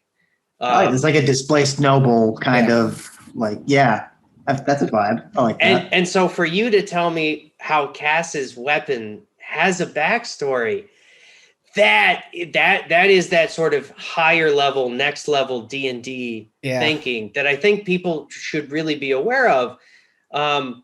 Bill's weapons all had backstories in session 0, and I think he maybe pulled it out once. Bill was using a flail, which, go into the player's handbook, Google it online, D&D 5e flail, and it'll show you pictures and whatnot. Bill's flail was literally just a rusty piece of chain, but it functioned the exact same way as the flail weapon would, and Pixl allowed me to do that. And so he had this chain literally locked around his waist like a belt in the first few episodes. And he had his maul too, his hammer, which was just a sledgehammer that he probably stole from a warehouse somewhere. And he had a buckler, which was mostly kind of just like a polished trash can lid. And all of those things, they didn't go into the world very much, but they were for me. They were for me as a player to think, okay, Bill's going to unlock that rusty chain from his waist, and he's going to take that trash can lid, and now he's doing a completely different style of fighting. And this is why, because he grew up on the streets, and these are the tools that he's used to. Yeah. Well, I mean, in terms of the weapon backstory, I did the same thing with gear, right? In the campaign that Trish ran, we played through Strongholds and Followers. I had this half-orc character named Gear, who I'm not going to get into Gear's whole deal, but he also had a very fancy rapier, and there's a specific like in-character reason why he had such a fairy. In fact, the thing had a name. It wasn't magical, but it had a name. But anyway, yeah. So I think those are things that like you can bring to like, kind of increase how like evocative your world is, and can add a ton to like the flair and the flavor of a character.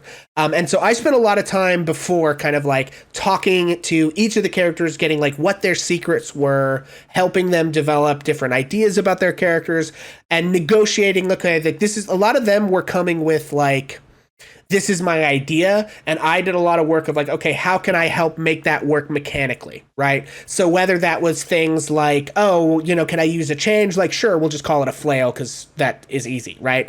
Or, various things like that. There were several different things people came to me with that was like, this is my idea. For instance, Beatrice, her whole thing was like, I want to be a beekeeper. And I was like, great, the Swarmkeeper Ranger just came out. We're going to do that, right? And this is like, they didn't kick off until 3rd level, but I'm like, you have the bees, you've trained them. They're just not going to do their bee stuff till you hit 3rd level. And that's why she's always described it as having the buzzing sounds and stuff when stuff like that. So there was a lot of that stuff that went on.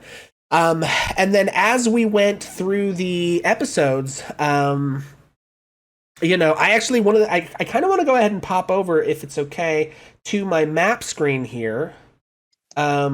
It's so funny that our sweetest, most normal character of the party in Beatrice was the most terrifying in a fight. Like, yes. Bill was scary because he was mad. Yeah. Beatrice would shoot you, and the bees would crawl out of the arrow into your esophagus. Like, yep, that was terrifying. Absolute like nightmare stuff. Yeah, nightmare fuel, 100%. Oh, I'm doing something here.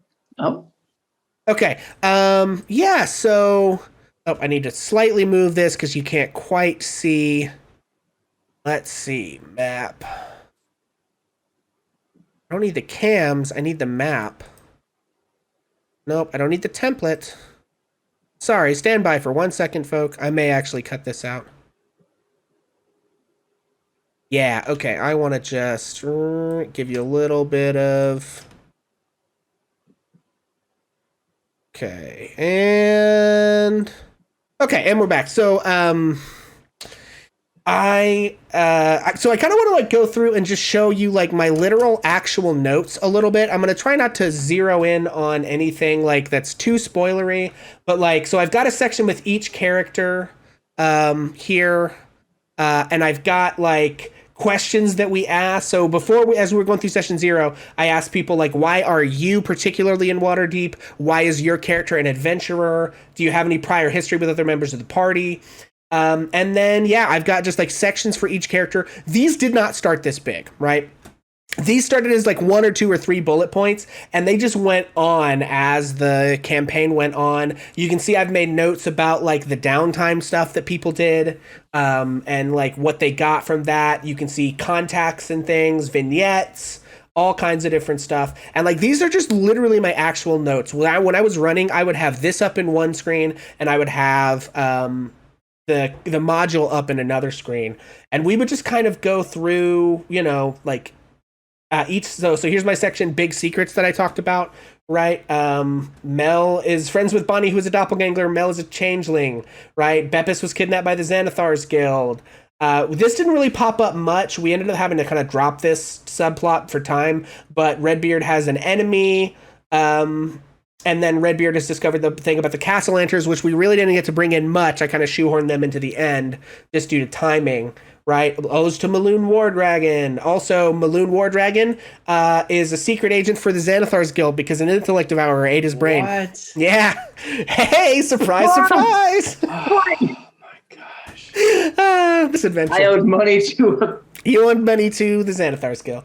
No. Yeah. Okay. But he was so Arlo's human. friends, right? Like so there, and then here's my intro, all these vignettes, and this is literally my actual notes, right? So let's look at these session 1 notes. This is all I have for session 1. That's it, right? And some of this I made like as session 1 was happening in response to the things. You can even see a typo in here. My mindset was, honest to God, like Maloon is a hero. He wouldn't hurt Oz because Oz owes him money. That's like, right. Well, the funny part is that like, yeah, he has been a hero, right? Yeah, he was a hero before his brain got eaten. And then you can see my session 2 notes, right? Like there's basically nothing there. But as we go on, when we get to like, you can see here, there's 22. Oh, you can't see it. I have 22 pages of notes, right? Yeah, you guys can't really see it, but I can't share the screen or it'll fuck up our overlay. I'm imagining it. You're imagining it. Yeah. Theater of the mind. Theater of the mind here.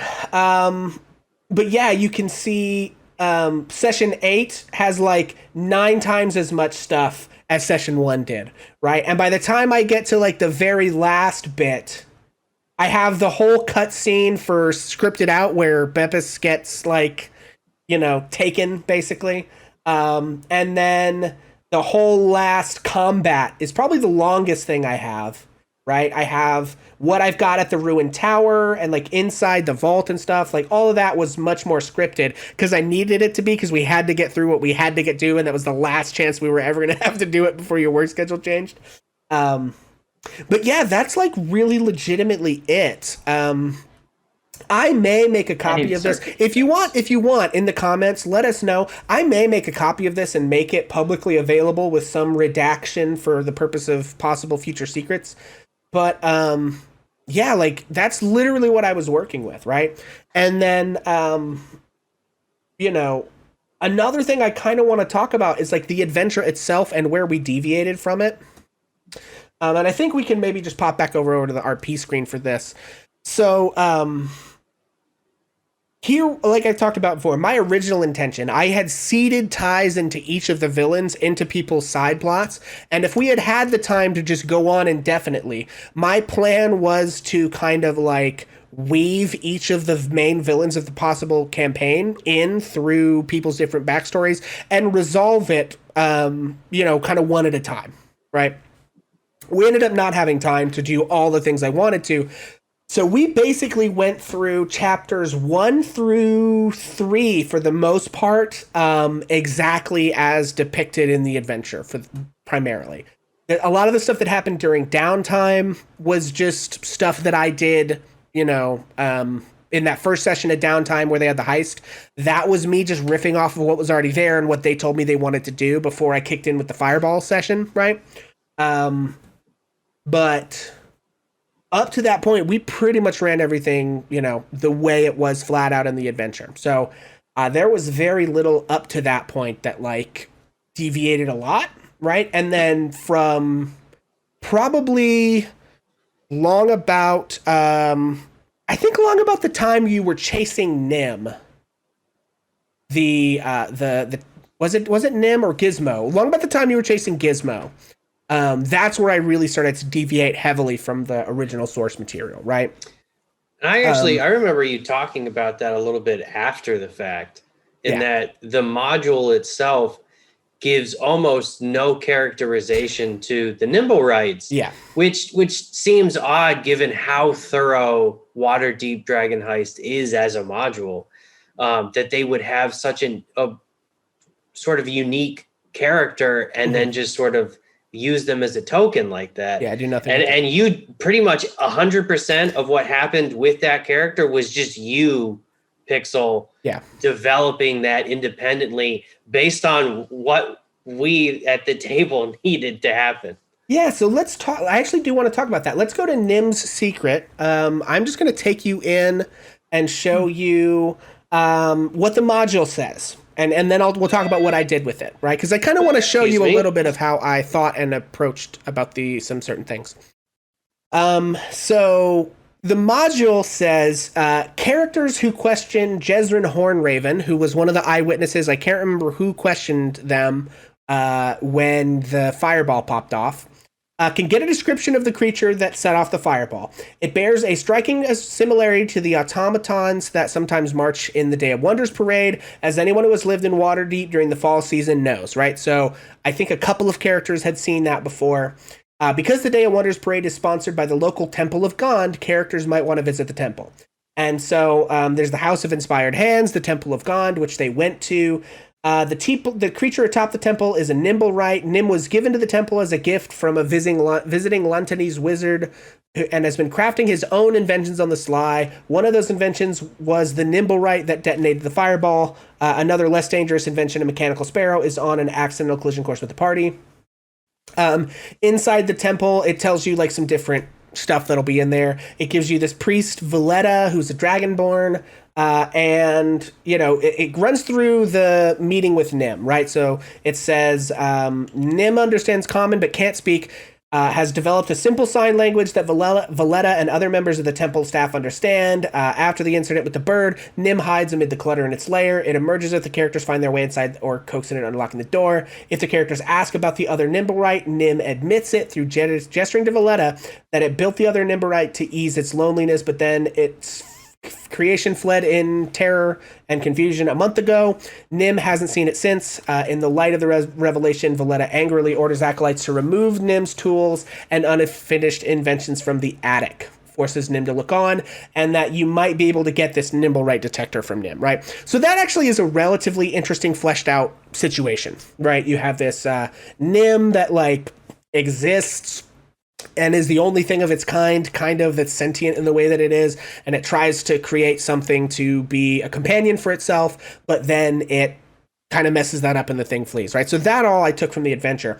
But then what you have, and I'm going to show you this, in chapter 4, Dragon Season, there's the thing with finding the Nimblewright. Okay, caught at last. So the Nimblewright, right, somehow gets picked up by who are those people? The Castellaners? No, not the Castle. The other people, the noble house that you guys broke into. Growlhund, the House Growlhund, right? Oh, yeah, Growlhund. They get the Nimblewright and they basically are using it to spy on the situation, and it throws the necklace of fireballs, right? Okay, so here's what they give you. When you find the Nimblewright that blew up the people, it's wearing a stolen cloak and hiding under a pile of uncollected garbage in an alley. Exactly where and when the characters stumble upon it is up to you. With nowhere to go and no other purpose, it fights until destroyed. Regardless of where and when the event takes place, 6 members of the City Watch arrive as the fight ends. Drawn by the commotion, they couldn't care less about the Nimblewright, and they believe any plausible story the characters tell them. As a construct, it has no rights to speak of. The officers are near the end of their shift and eager to move on and urge the characters to go home, etc., etc., and then just move on with the encounter chain. So to me, I actually looked at those 2 Nimblewrights and I was like, there's a lot of characterization potential, right, in these 2 creatures, right? One's dealing with the existential dread of existing suddenly, and just kill it. Who fucking cares? Yeah. So and I found it really interesting, like the way that character is deployed in this adventure, and how, like, I don't know, just I feel like it could have been done better because I did it different, right? And so I thought that there was more interesting stuff to happen between those two characters. I didn't like how the party decided to go rescue the other one because now, like, yes, it did this thing that maybe it shouldn't have done. I don't know, but like they took away all its tools, which was all it had, and now it's just this prisoner in this temple, right? Yeah. Yeah, and so I kind of that's why we like, pulled it out and we took its tools back, right? Yeah. And so what I kind of wanted to do was like show you guys those things. And I think that's a great example of like, that's what the adventure gave us, right? And we decided to kind of take that and do different things with it. So I thought the idea of the nimble right, like I really thought about that character and I said like, look, this thing was created, it's confused and like existentially like doesn't know why it exists. It's like the Rick and Morty thing, like what's your purpose? I pass butter. Like what's your purpose? To be my friend. Like I don't know if I want to be your friend. Like I don't know what anything is. I've only ever been in this room and you won't let me go anywhere else, right?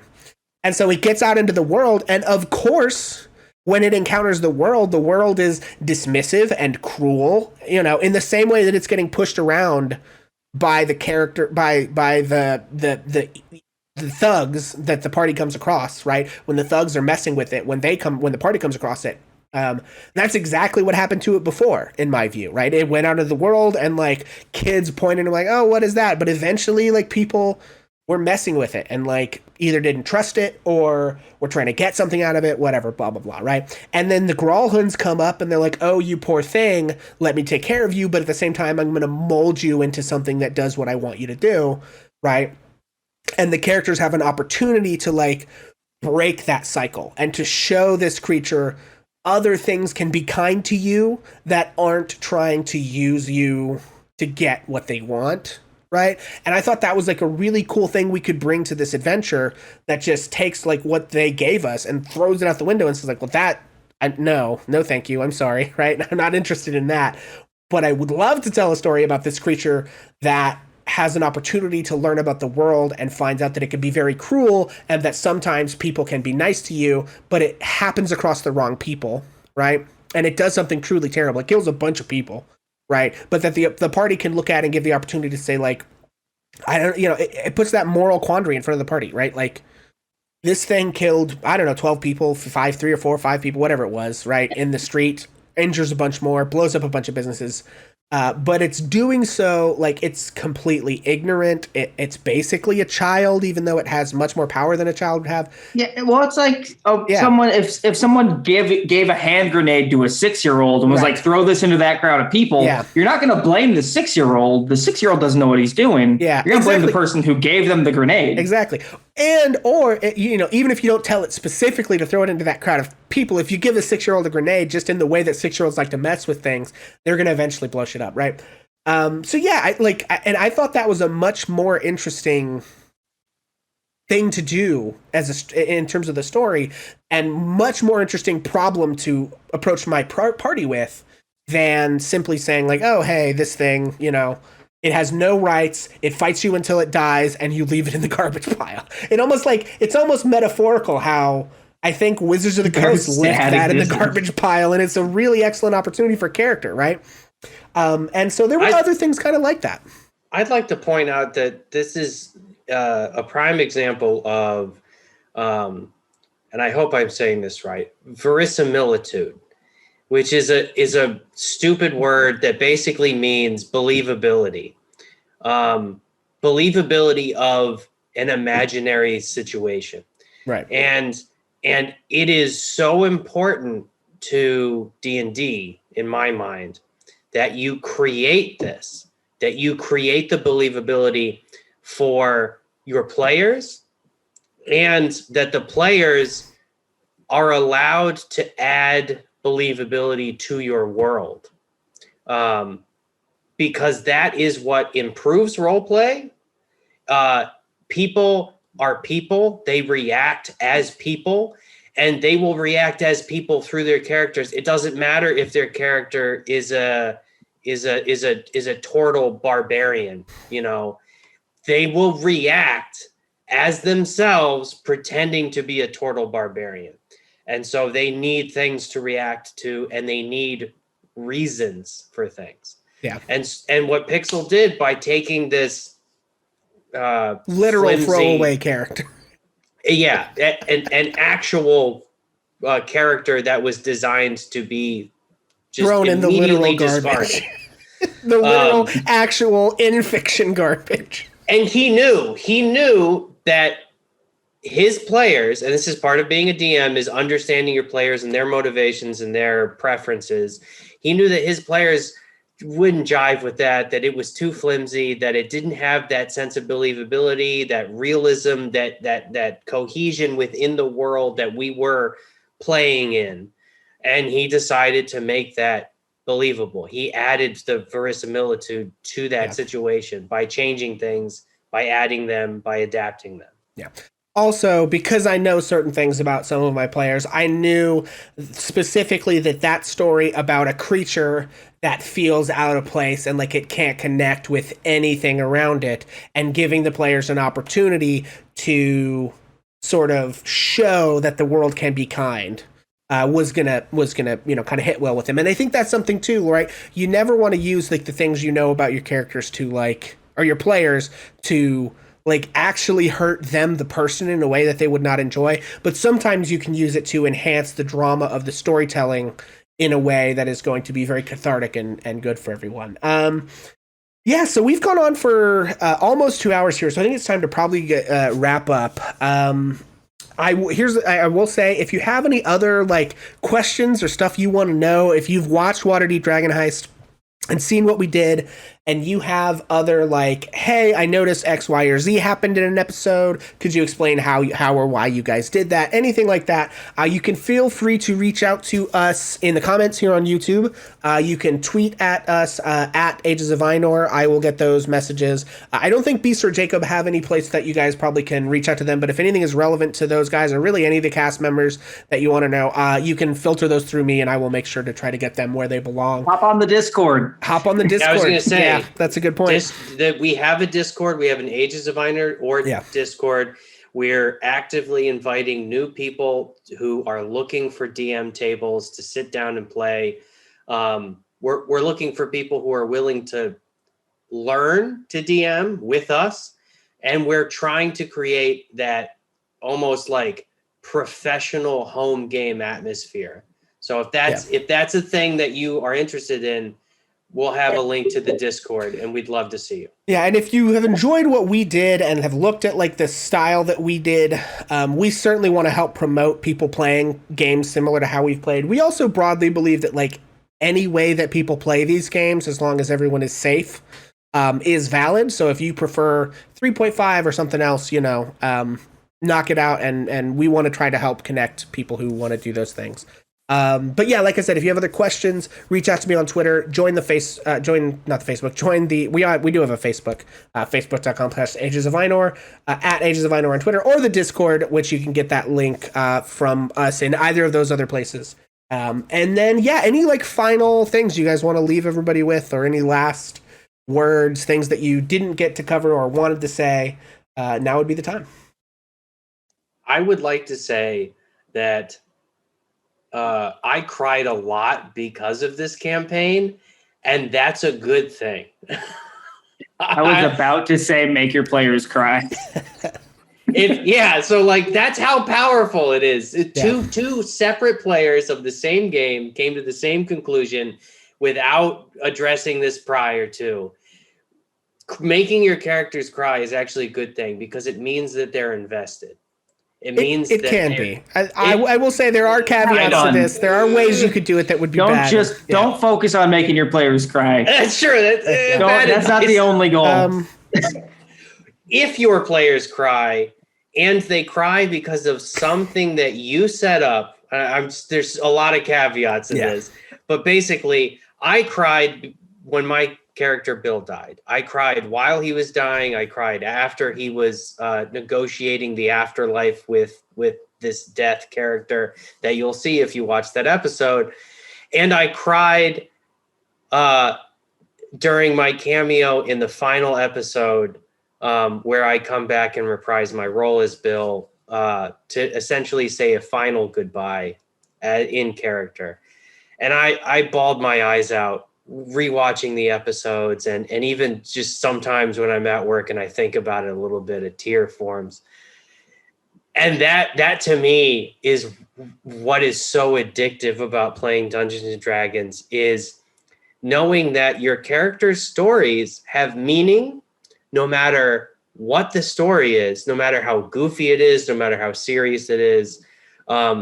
Your character matters because you gave them life, and all they want to do is tell you everything about them. So just give them that chance. Yeah. Make sure that everyone is having fun. And like Pixl said, every way to play D&D is valid as long as everyone is having fun. For example, Waterdeep Dragon Heist was kind of a whimsical yet intense foray through an amazingly detailed fantasy city. And on the flip side of that, I run a personal game for David, James's cameo in it. That is incredibly depressing. Like 1 out of every 4 sessions has a very sad thing that happens. Hopefully with some payoff in the future, but hey, run the right kind of game, know your players, have fun. And then what I will leave us with is, there's a lot of debate, I think, in academic circles about what is the advent of human society, right? And some arguments that I've heard, and which I might largely agree with, is a fossil record showing a healed human thigh bone, because it means that there was like a person that, like, if your thigh bone breaks and you're in a Stone Age society of some kind, there's a lot of resources that would be invested in helping you heal from that, right? And not die. People are going to have to bring food. You're not going to be able to contribute much at all to, life and things like that. And that caring for one another is, the advent of human society. Another thing that I would say, I was going to say group improv. Well, and that's collective storytelling. Well, yeah. So one thing that I would say is that I would say maybe one of the only universal truths about the human animal. There may be a few. One of them is that we tell stories. Every culture on this earth tells stories. It is, I think, a need that is buried for some reason very deep into the human animal. I don't know why. Maybe someone does. We may never know why. Who knows? This game, I think, is a wonderful opportunity to scratch that itch, to do that storytelling thing. And the way that it is collaborative and improvisational, and the way that we collaborate with the dice and random chance, and as that intersects, whether it's D&D or any other tabletop role-playing game, this sort of fictional structure that we build to give direction to these stories. You can tell amazing, amazing stories with your friends, whether you stream it or not. I will remember Bill particularly and all of that for the rest of my life.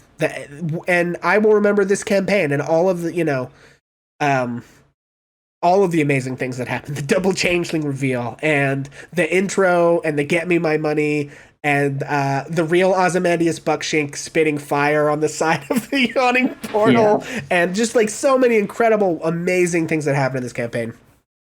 Like, those stories will be important to me forever. And if you talk to anyone that's played this game for a long time, I promise you they'll have similar stories. So even if you don't think, I'm not a voice actor, I'm not an actor, I can't do, I promise you, with some patience and some hard work, you and your friends can have similar experiences playing this game.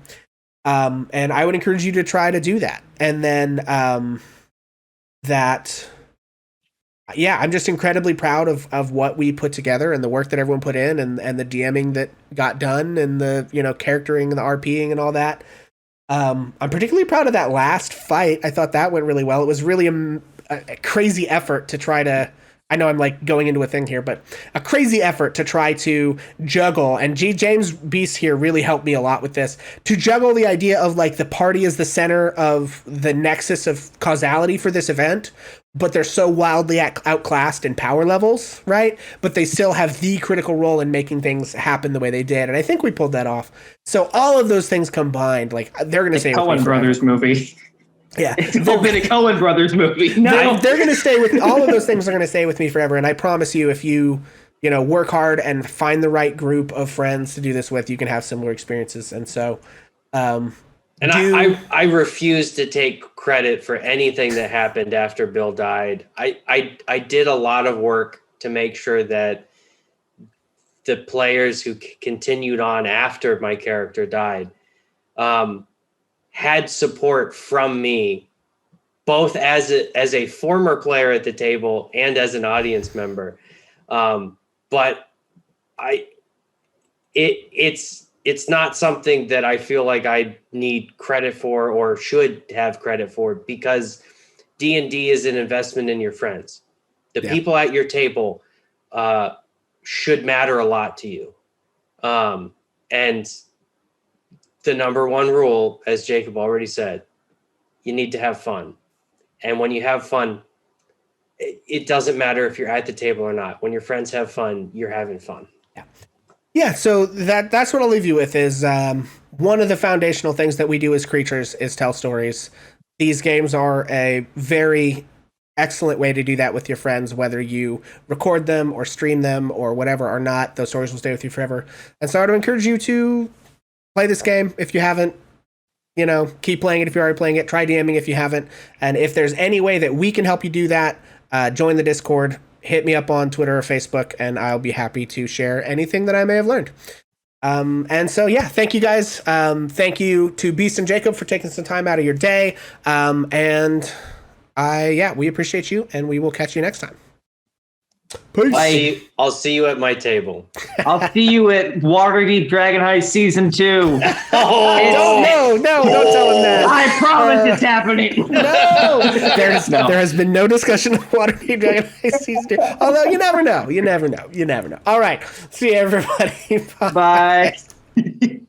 Let me tell a tale of a world where heroes walk among us, fighting through the darkness, left by monsters and by selfish men. A tale of glory rent asunder, sacrifice and battles lost. Our heroes know not what away.